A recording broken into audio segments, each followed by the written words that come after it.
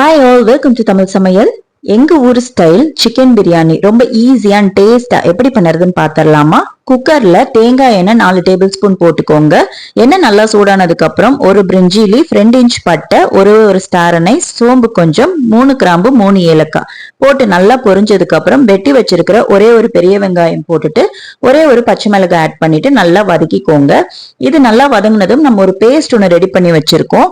அதுல 2 பெரிய வெங்காயம், 6 பச்சை மிளகாய், கொஞ்சமா சோம்பு, 3 கிராம்பு, பட்டை 1 இன்ச்சு, இஞ்சி பூண்டு ஒவ்வொரு கை போட்டுட்டு நல்லா அதை பேஸ்ட் பண்ணி வச்சிருக்கோம். அந்த பேஸ்ட் இதுல மிக்ஸ் பண்ணி நல்லா வதங்க விடணும் எண்ணெயில.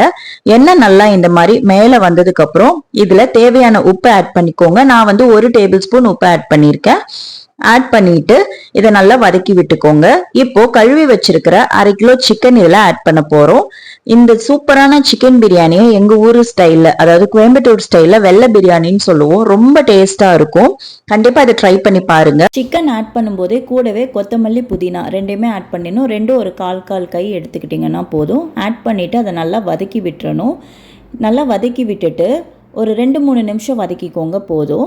வதங்கினதுக்கப்புறம் இந்த மாதிரி தண்ணி, ஆயில் எல்லாமே மேலே வரும். அந்த மாதிரி வந்ததுக்கப்புறம் இந்த பிரியாணிக்கு தேவையான தண்ணி நான் இன்றைக்கி 2 கிளாஸ் சீரக சம்பா ரைஸ் எடுத்து வாஷ் பண்ணி வச்சுருக்கேன். ஸோ 2க்கு நம்ம 4ங்கிற விதத்தில் ஊற்றிக்கணும்.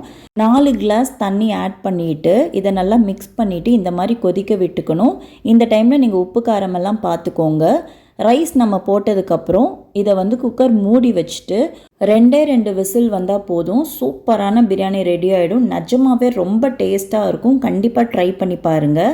இப்போ நம்ம குக்கர் ஓப்பன் பண்ணி பார்க்கலாம். நம்மளோட சூப்பரான கோயம்புத்தூர் ஸ்டைல் வெள்ளை பிரியாணி ரெடி ஆகிடுச்சு. கண்டிப்பாக இதை ட்ரை பண்ணி பாருங்கள். ரொம்ப டேஸ்ட்டாக இருக்கும். ரொம்ப ஈஸியாக டக்குன்னு செஞ்சிடலாம் இந்த ரெசிபி. உங்களுக்கு இந்த வெள்ளை பிரியாணி பிடிச்சிருந்ததுன்னா நம்மளோட சேனலை மறக்காமல் சப்ஸ்கிரைப் பண்ணிக்கோங்க.